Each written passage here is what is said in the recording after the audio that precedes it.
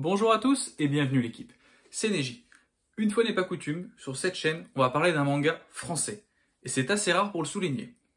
Principalement, on parle surtout de manga japonais sur cette chaîne, à culture japonaise, à mythologie japonaise.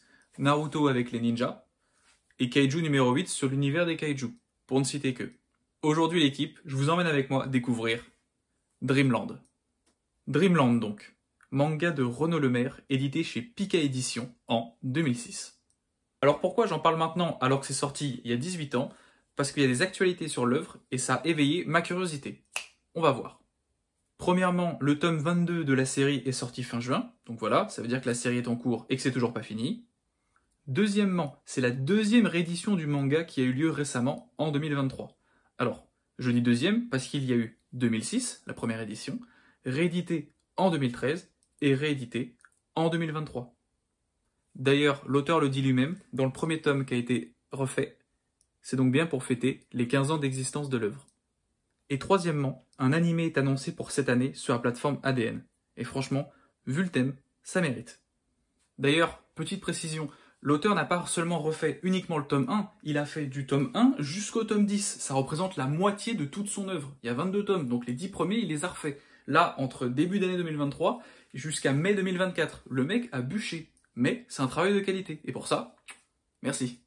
Maintenant que vous savez que c'est une actualité, et que vous êtes peut-être passé à côté comme moi, je vais pas faire mytho, j'ai découvert il y a 2 semaines, plongeons-nous dans le récit.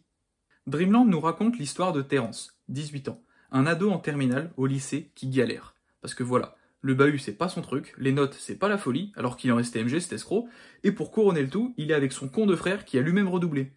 Des génies les mecs, ça commence bien. Mais Terence, il a pas un passé facile. Il a perdu sa mère dans un incendie lorsqu'il avait 7 ans, et depuis, il est pyrophobe, c'est-à-dire qu'il a la phobie du feu. Ce qui est terrible avec ça, c'est qu'il fait souvent des cauchemars où il est brûlé vif lui-même.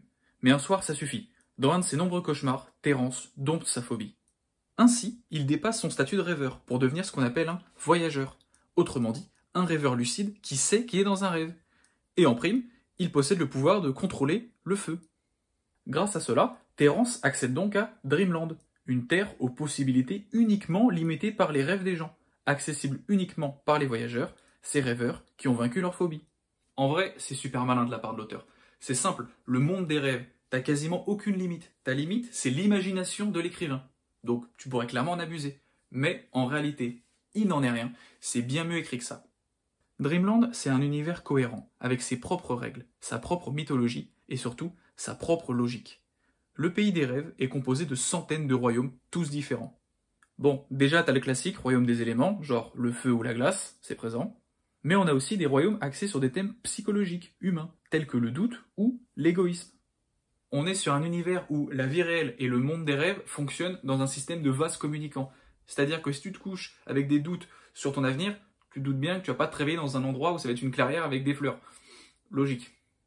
Pour te donner un exemple concret, dans le tome 2, t'as des mecs qui font une soirée. Alors, ils sont détruits, ils sont arrachés, ils sont là à la vodka pomme, cuits, retournés comme des terrains de manœuvre, et après ils vont se pioter. Et là, c'est le réveil dans Dreamland, à Delirium City, la ville du n'importe quoi, l'endroit où tu vas quand t'es défoncé.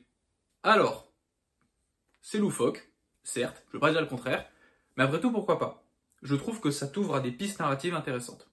Sans oublier que les pouvoirs des voyageurs sont basés sur leur phobie.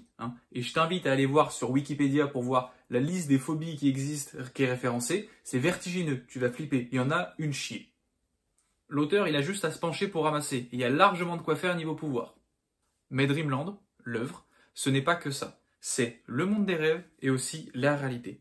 Les deux mondes sont importants. Ce sont les deux faces d'une seule et même pièce qui ont besoin des deux côtés pour fonctionner. Le monde réel est tout aussi intéressant ici que le monde des rêves de Dreamland. Pourquoi? Parce que déjà, ça se passe pas dans une grande ville genre Tokyo, Londres, une ville imaginaire ou que sais-je, mais non, ça se passe à Montpellier. Montpellier. Pas Paris, la capitale, hein. Non, Montpellier. J'ai pas souvenir d'avoir déjà entendu un manga qui se passait là-bas. Mais c'est très bien, attention, c'est pas une critique négative. Renaud Lemaire, en tant que Montpellierin, c'est exactement ce qu'il fait. Et il sait exactement dans quel cadre il va mettre les personnages de son histoire. C'est mieux que quelqu'un du coin, c'est plus logique. Et surtout, point super important, l'auteur est français. Donc il a nos codes à nous. On s'identifie beaucoup plus vite, nous, les Frenchies. Comme je te le disais, on va s'identifier beaucoup plus facilement, parce que ça nous parle direct, c'est du concret, tu vois. Donc que tu sois un garçon ou une fille, tu vas t'y retrouver plus facilement qu'un lycée au fin fond du Japon. Large.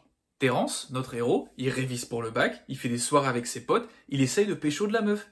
C'est des choses qu'on connaît, tu vois. C'est une expérience qu'on a déjà vécue. Donc, ça nous parle. Donc, t'as les deux mondes, comme je viens de te le démontrer à l'instant, qui sont à la fois différents et complémentaires. Une prise de confiance de notre héros dans le monde des rêves lui donne la confiance dans le vrai monde. Et vice-versa. Le gars avance dans les deux mondes pour se construire, avec ses convictions et ses peurs. Et c'est pas pour rien le choix de l'auteur de faire que notre héros a 18 ans.